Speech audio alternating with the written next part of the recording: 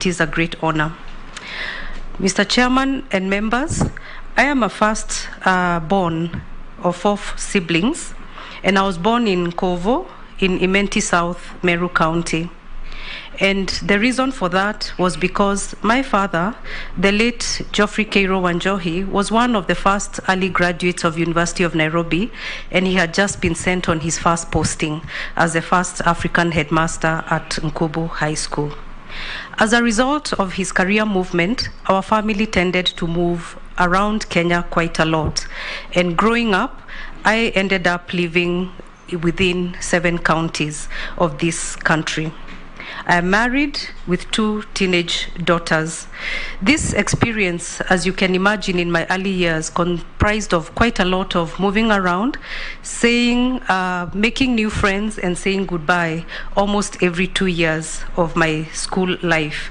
And this allowed me an opportunity to embrace Kenyans of all walks of life and to develop values of social justice, faith, resilience, and determination. I started my primary school life in Nanyuki and completed my standard 8 at Thika Memorial Church School in Kiambu County, in between having moved through a number of schools. In 1989, I went to Gandu Girls High School in Nyeri County, and upon completion of my Form 4, proceeded to University of Nairobi for a Bachelor of Laws degree, upon which I went to the Kenya School of Law for a diploma in law. So I'm an advocate of the High Court of Kenya, 1997. That marked the beginning of my professional life with Muthoga Gaturu and Company, and after a year I progressed to South Africa for my postgraduate degree, and I earned a master's in advanced corporate law and tax from the University of Cape Town. I happened to be in South Africa barely 4 years after its gaining independence, so I was a beneficiary of the Black Equity Employment, which was availed irrespective of citizenship, so long as one was Black. And that allowed me to spend a lot of time and work with KPMG in Cape Town, where I was involved in the demutualization of Old Mutual and the subsequent listing on the London Stock Exchange. Upon completion of my postgraduate studies, I came back to Nairobi, went again briefly into legal practice with Kirundi and Company, and then moved to PricewaterhouseCoopers in the tax department. That marked the end of my private sector career as I went into the regulator, the Communications Commission of Kenya, in 2001. And have had 22 illustrious years in the public service. During these 22 years, a lot happened, and if you will allow me, I will just go through some significant events. In 2005, I had the opportunity to proceed on international secondment to the UN in Geneva, and I spent some time there with the International Telecommunications Union as a regulatory expert.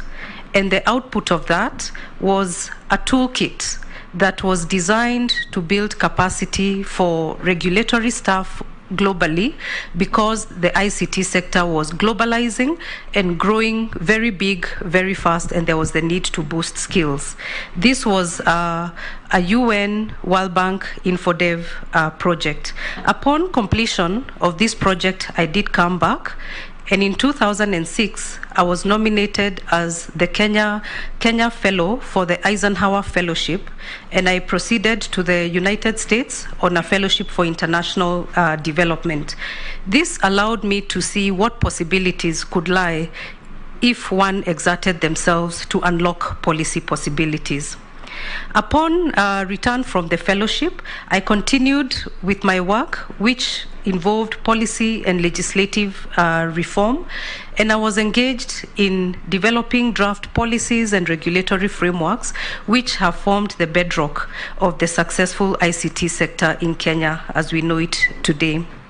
In 2018, I had the opportunity to chair the National Task Force for the policy for data protection in this country, and the output is the creation of the Data Protection Office that we know today, which is currently operational for about 2 years. While within the public sector, I rose, and the highest role that I performed was the Acting Director General of the Communications Authority of Kenya for 2 years until a substantive Director General was appointed.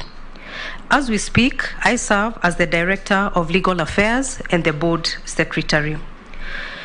During my tenure as Acting Director General, Chair, I would mention that barely 6 months had passed when the COVID pandemic hit the world, and I therefore became a leader in a time of crisis. And as they say, never waste a crisis. And this marked an opportunity for me, for the ICT sector, to score certain successes for this country. COVID was a time of great destabilization, and one of the successes was the utilization of resources available in this country to enable economic stabilization, because in 24 hours, the economy moved from the office to the house. Learning moved from the school to the house. And this availed us an opportunity to discuss with the sector on how best we could enable them to carry the extended traffic over that period. And Mr. Chairman, it turned out that Kenya was the first country in sub-Saharan Africa to issue regulatory directives that enabled that support, and this was recognized by the United Nations. I also had a chance to chair the COVID-19 ICT Advisory Committee.